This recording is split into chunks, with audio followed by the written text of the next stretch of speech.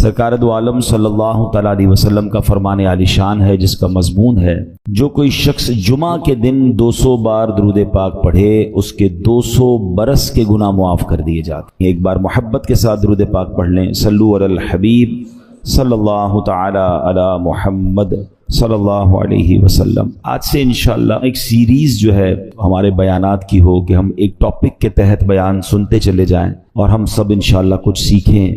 ہم انشاءاللہ قرآن سے ہی کچھ سیکھنے کی کوشش کریں گے اور انشاءاللہ اس کی برکتیں حاصل کریں گے۔ قرآن کریم فرقان حمید کی تو کیا شان ہے۔ انشاءاللہ آج کچھ قرآن پاک کی جو تاثیر ہے، انشاءاللہ اس پروگرام میں ہم قرآن پاک کی ان آیتوں کے بارے میں بھی جانیں گے جس میں رب عز و جل نے ایمان والوں سے ڈائریکٹلی بات کی ہے۔ آپ کو پتہ ہے قرآن میں more than 6600 آیات ہیں، مگر 89 آیتیں وہ ہیں اپروکسیمیٹلی جس میں اللہ کریم نے ہم سب سے براہ راست بات کی ہے۔ یا ایھا الذین آمنو کہہ کر، اے ایمان والو کہہ کر اللہ نے مجھ سے اور آپ سے کیا بات کی ہے، کم از کم وہ تو ہم جان لیں۔ تو انشاءاللہ قرآن کی باتیں ہمارا جو ٹاپک ہوگا اس میں ہم یہ آیتیں بھی کور کریں گے۔ تقریباً قرآن پاک میں 100 کے قریب واقعات ہیں، اسٹوریز آف قرآن ہیں، ہم انشاءاللہ وہ بھی گریجولی کور کریں گے۔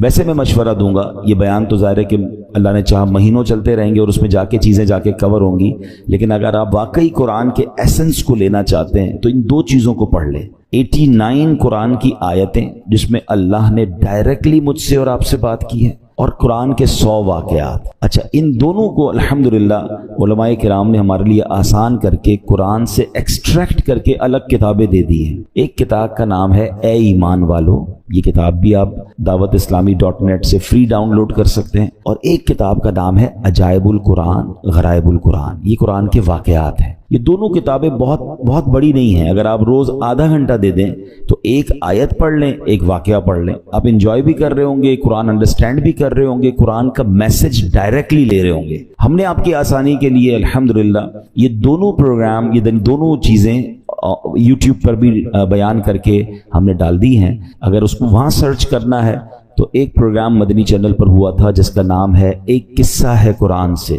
جس میں قرآن کے واقعات ہیں۔ اگر آپ سرچ کریں گے تو آپ کو قرآن کے سارے واقعات مل جائیں گے۔ 15 منٹ کا ایک واقعہ ہوگا، اس کا میسج آپ سن سکتے ہیں، بچوں کو بٹھا کے سنا سکتے ہیں۔ اور سیکنڈ ہمارا پروگرام تھا جس کا نام تھا اللہ کا پیغام مومنوں کے نام، جس میں یہ اے ایمان والو آیتیں وہ بھی آپ سرچ کر سکتے ہیں۔ تو بہرحال اللہ کرے کہ ہم قرآن پڑھنے والے، قرآن سمجھنے والے بنے۔ آج قرآن کتنی تاثیر رکھتا ہے، آج جو ٹاپک ہے قرآن کتنا امپیکٹ ڈالتا ہے، قرآن کیا کمال کی کتاب ہے، اس بارے میں انشاءاللہ چند باتیں میں عرض کرتا ہوں۔ حضرت جبیر بن مطعم رضی اللہ تعالیٰ عنہ صحابی رسول ہیں، آپ نے فتح مکہ سے پہلے اسلام قبول کیا، مدینہ منورہ میں رہتے تھے، وہیں آپ نے وفات پائی۔ آپ رضی اللہ تعالیٰ عنہ اپنے اسلام قبول کرنے کا واقعہ بیان کرتے ہیں، کیسے اسلام قبول ہوا ان کا۔ کہتے ہیں غزوہ بدر میں جو غیر مسلم قید ہو گئے تھے، میں اہل مکہ کی طرف سے ان قیدیوں کے لیے نیگوشیشن کرنے کے لیے مدینہ منورہ آیا تھا۔ جب یہاں پہنچا تو مغرب کا وقت تھا، جناب رسول اللہ صلی اللہ علیہ وسلم مغرب کی نماز پڑھا رہے تھے۔ آپ علیہ الصلوۃ والسلام کی آواز مبارک مسجد کے باہر سے سنائی دے رہی تھی۔ نبی پاک سورہ والطور کی تلاوت فرما رہے تھے، میں بھی قرآن پاک کی تلاوت سننے لگا۔ مسلمان نہیں تھے مگر نبی پاک کی زبان سے قرآن کی تلاوت، کہتے ہیں بڑا انسپائرڈ ہوا اور میں بھی تلاوت قرآن سننے لگا۔ زبان محبوب خدا کی تھی اور کلام رب رحمان کا تھا۔ بس پھر کیا تھا، وہ قرآن کی آیتیں دل میں تاثیر کا تیر بن کر اترتی چلی گئیں، اور جب نبی پاک اس آیت پر پہنچے، ان عذاب ربک لواقع ما لہ من دافع، بے شک تیرے رب کا عذاب ضرور واقع ہونے والا ہے، اسے کوئی ٹالنے والا نہیں۔ ان آیات کو سن کر میرا دل ایسے ہو گیا جیسے ابھی پھٹ جائے گا، مجھے یوں لگا کہ میں قدم بھی نہیں اٹھا سکوں گا، اس سے پہلے ہی مجھ پر عذاب برس جائے گا۔ پس میں نے اللہ پاک کے عذاب سے ڈر کر اسی وقت ایمان قبول کر لیا۔ قرآن اپنا امپیکٹ رکھتا ہے، قرآن اپنی تاثیر رکھتا ہے۔ بات یہ ہے کہ صحیح پڑھنے والا ہو، انڈرسٹینڈ کرنے والا ہو، دل کی دنیا بدل دیتا ہے۔ اور ایسے بے شمار واقعات ہیں۔ یاد رہے قرآن میں عجیب تاثیر ہے، یہ پیارا کلام دلوں کو نرم کرتا ہے، بھٹکے ہوئوں کو راہ ہدایت دیتا ہے، اس میں اگلے پچھلوں کی خبریں ہیں، یہ اللہ پاک کی مضبوط رسی ہے، یہ حکمت والا کلام ہے۔ حدیث پاک میں ہے قرآن کی برکت سے خواہشات مٹتی ہیں، قرآن کے عجائبات ختم نہیں ہوتے۔ قرآن کریم کے مطابق کوئی بات کرے وہ سچا ہے، جس نے قرآن پر عمل کیا وہ ثواب پائے گا، جو قرآن کریم کے مطابق فیصلہ کرے وہ انصاف کرنے والا ہوگا، اور جو قرآن کریم کی طرف بلائے ضرور وہ سیدھی راہ کی طرف بلانے والا ہوگا۔ ایک حدیث پاک میں فرمایا جس طرح اللہ پاک اپنی تمام مخلوق سے افضل ہے، ایسے ہی اللہ پاک کا کلام بھی باقی تمام کلاموں سے افضل و اعلیٰ ہے۔ یعنی اللہ پاک کا جو مرتبہ مخلوق میں ہے سب سے افضل و اعلیٰ ہے نا، تو کلام الہی کا جو مرتبہ ہے وہ دنیا کے تمام کلام، تمام کتابوں میں افضل و اعلیٰ وہ کلام ہے۔ سبحان اللہ، وہ رب کا کلام ہے۔ یاد رہے میرے پیارے اسلامی بھائیوں کہ قرآن مجید فرقان حمید کس طرح چھوٹی سی یعنی چند آیتوں کے ذریعے کیا کچھ ہمیں عطا فرماتا ہے۔ حضرت زید بن اسلم رضی اللہ تعالیٰ عنہ سے روایت ہے، ایک مرتبہ ایک شخص بارگاہ رسالت میں حاضر ہوا، پیارے آقا سید الانبیاء صلی اللہ تعالیٰ علیہ وسلم نے ایک صحابی رضی اللہ تعالیٰ عنہ کو فرمایا اس نئے آنے والے شخص کو قرآن کریم سکھاؤ۔ اس صحابی نے اس شخص کو سورہ زلزال سکھانا شروع کی۔ جب انہوں نے سورہ زلزال کی 7ویں آیت سکھائی تو وہ شخص کہتا ہے بس اب مجھے کافی ہے، 7 آیتیں سیکھ لی ہیں، بہت ہے۔ ان صحابی نے بارگاہ رسالت میں عرض کیا کہ حضور انہوں نے صرف 7 ہی آیتیں سیکھی ہیں اور کہتے ہیں مجھے کافی ہے۔ نبی پاک علیہ الصلوۃ والسلام نے فرمایا اسے چھوڑ دو، اسے فقاہت یعنی دین کی سمجھ مل گئی ہے۔ یعنی 7 آیتیں سیکھ کر، کیونکہ آیتیں تو قرآن کی ہر آیت میں خزانہ ہے نا، جس نے دل سے سیکھ لیا، سمجھ لیا، میسج آف قرآن لے لیا، وہ 7 آیتیں اس کے لیے زندگی بھر کے لیے کافی ہو جاتی ہے۔ تو قرآن ایسا خزانہ ہے، سبحان اللہ، میرے رب کا کلام ہے قرآن، واہ کیا بات پیارے قرآن کی، مصطفیٰ پر ہوا ہے یہ نازل، اس میں ہر شے کا ہے بیان شامل، سب سے افضل کتاب ہے قرآن، واہ کیا بات پیارے قرآن کی۔ اے میرے پیارے اسلامی بھائیوں، ایک بڑا ہی کمال کا واقعہ جو میں بات کر رہا ہوں نا کہ قرآن دلوں کی دنیا کیسے بدلتا ہے۔ اللہ کرے میں اور آپ قرآن سے دوستی کر لینا تو توبہ کرنے کے لیے، سدھرنے کے لیے، اللہ کی طرف رجوع لانے کے لیے قرآن کیا کمال کا کردار ادا کرتا ہے۔ حضرت ابو ہاشم رحمۃ اللہ تعالی علیہ فرماتے ہیں ایک مرتبہ میں بصرہ جانے کے لیے ایک کشتی میں سوار ہوا، اس کشتی میں ایک مرد بھی تھا، اس کی کنیز بھی تھی۔ ان کا پلان کچھ اور تھا، برے کام کرنے کا پلان تھا۔ وہ کہتے جب کشتی آگے بڑھی تو اس مرد نے اپنی کنیز سے کہا ذرا شراب نکالو، شراب لائی گئی، وہ مرد کشتی میں بیٹھ کے شراب پینے لگا۔ اپنی کنیز کو کہا کچھ گانا سناؤ، وہ کنیز جو ہے وہ گانا گانے لگی۔ تھوڑی دیر بعد انہوں نے مجھے دیکھا، ابو ہاشم رحمۃ اللہ تعالیٰ کہتے کہ آپ یہ گانا گا رہی ہے، آپ کے پاس اس سے اچھی کوئی چیز ہے؟ وہ اللہ والے تھے، انہوں نے ان کے سامنے قرآن پڑھنا شروع کیا۔ اب قرآن میں جو ردھم ہے، قرآن میں جو خوبصورتی ہے، قرآن جو دلوں کو امپیکٹ ڈالتا ہے، کیا خوبصورت آیتوں کا انہوں نے انتخاب کیا۔ انہوں نے قرآن پاک کی سبحان اللہ کون سی سورہ پڑھی؟ سورہ تکویر۔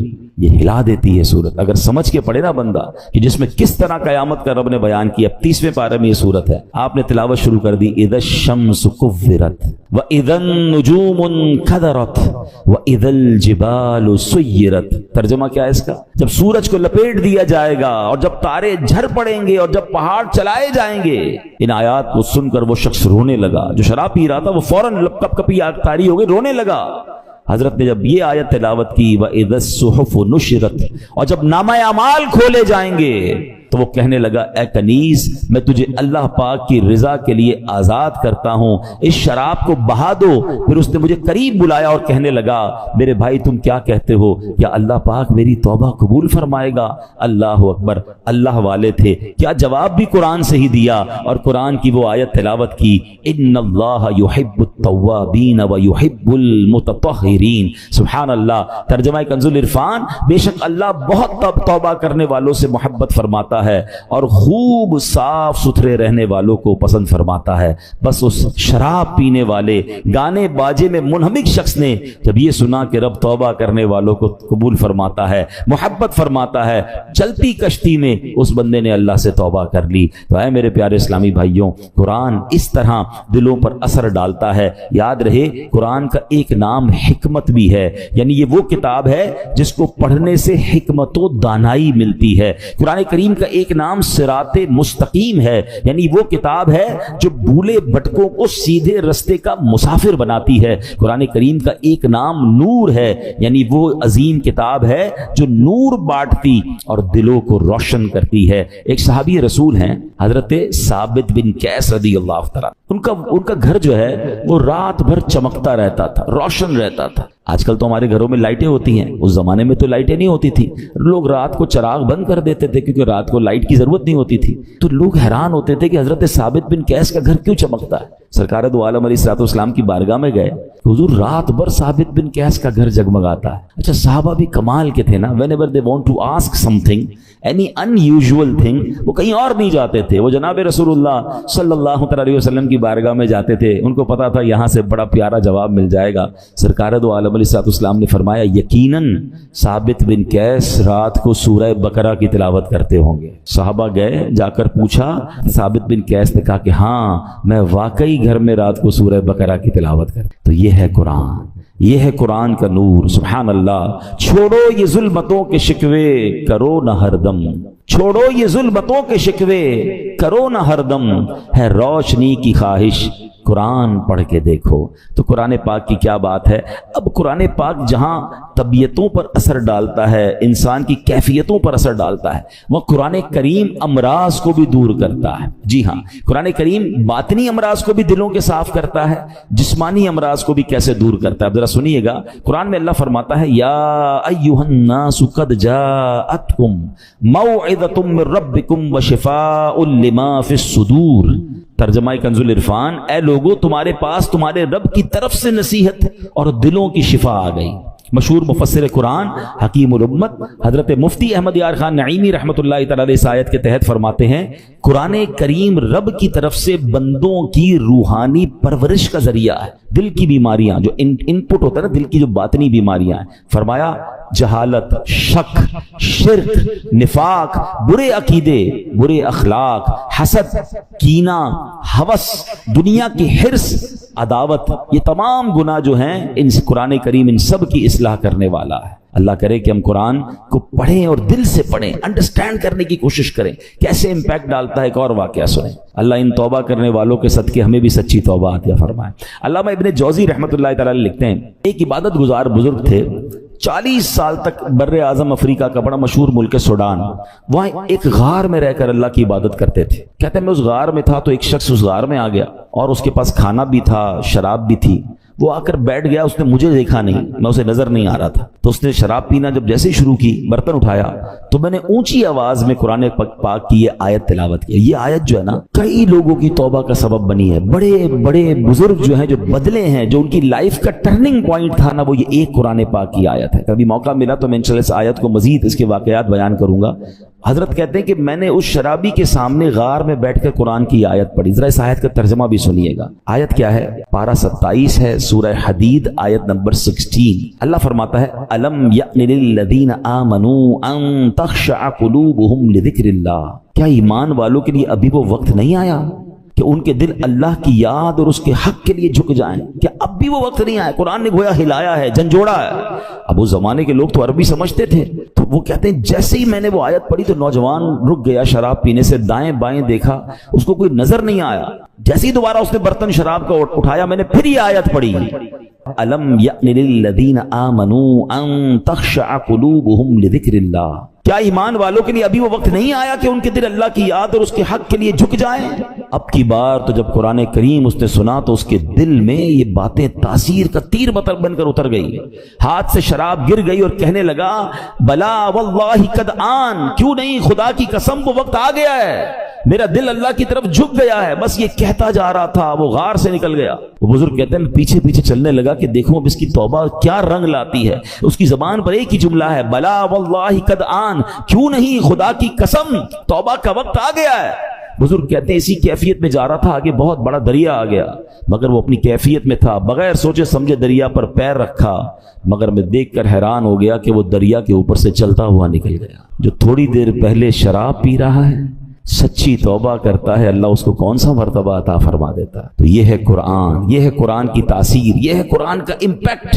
ہمارا پرابلم یہ ہے کہ ہمارے گھروں میں برسوں سے قرآن ہے، شاید ہر سال قرآن خوانی کرتے ہیں، پورا ہر سال رمضان میں تلاوت کرتے ہیں، بٹ ہم انڈرسٹینڈ نہیں کرتے، اس کو سمجھنے کی کوشش نہیں کرتے، اس کا ایکسنس، اس کے عطر لینے کی کوشش نہیں کرتے۔ ورنہ واللہ جس دن آپ قرآن سمجھ کر پڑھنے لگ گئے، آنکھوں سے آنسو نہیں رکیں گے۔ جن کو کچھ قرآن سمجھ آتا ہے نا، جب کبھی امام صاحب تلاوت کر رہے ہیں اور کسی ایسی قرآن پاک کی خوبصورت آیت پر پہنچتے ہیں، سورت پر پہنچتے ہیں، جی نہیں چاہتا امام صاحب رکوع میں جائیں، جی چاہتا یہ اور پڑھتے رہیں، اللہ کی باتیں اور بتاتے رہیں۔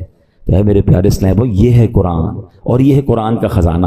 اچھا، اب میں چاہوں گا کہ انشاءاللہ قرآن پاک ہماری باڈی پر کیا امپیکٹ ڈالتا ہے۔ کئی لوگ بیمار ہوتے ہیں، ہم میں سے بہت سارے لوگ بیمار ہوں گے، قرآن میں ہمارے جسمانی شفا کیسی ہے؟ اب ذرا یہ سنیے گا، قرآن پاک میں خود رب فرماتا ہے وَنُنَزِّلُ مِنَ الْقُرْآنِ مَا هُوَ شِفَاءٌ وَرَحْمَةٌ لِّلْمُؤْمِنِينَ، اور ہم قرآن میں وہ چیز اتارتے ہیں جو ایمان والوں کے لیے شفا اور رحمت ہے۔ اللہ پاک کے آخری نبی علیہ الصلوۃ والسلام فرماتے ہیں خیر الدواء القرآن، یعنی بہترین دوا قرآن کریم ہے۔ قرآن کی مختلف آیتیں ہیں، مختلف صورتیں ہیں، جس کو پڑھ کر دم کیا جائے اپنے آپ پر یا مریض پر تو اسے کیسے شفا ملتی ہے۔ اور یہ صحابہ کرام کا طریقہ، خود نبی پاک علیہ الصلوۃ والسلام کا معمول کیا تھا، سنیے پیارے آقا علیہ الصلوۃ والسلام کا یہ معمول کہ صحابہ کرام اور بڑے بڑے اولیاء کرام تقریباً 1450 صدیوں سے امت کے مجربات یعنی تجربہ شدہ کاموں میں ہے کہ قرآنی آیات پڑھ کر دم کیا جائے تو اللہ پاک شفا عطا فرماتا ہے۔ مسلمانوں کی امی جان بی بی عائشہ صدیقہ رضی اللہ تعالیٰ عنہ فرماتی ہیں کہ نبی پاک علیہ الصلوۃ والسلام کے اہل خانہ میں سے جب کوئی بیمار ہوتا تو آپ علیہ الصلوۃ والسلام معوذات یعنی سورہ فلق اور سورہ ناس پڑھ کر اس پر دم کیا کرتے تھے۔ تو میں آپ سب کو مشورہ دیتا ہوں، روز صبح اپنے گھر سے جب نکلیں یا فجر کی نماز پڑھیں، اول آخر درود پاک، سورہ فلق اور سورہ ناس پڑھ کر اپنے ہاتھ پر دم کریں اور پورے جسم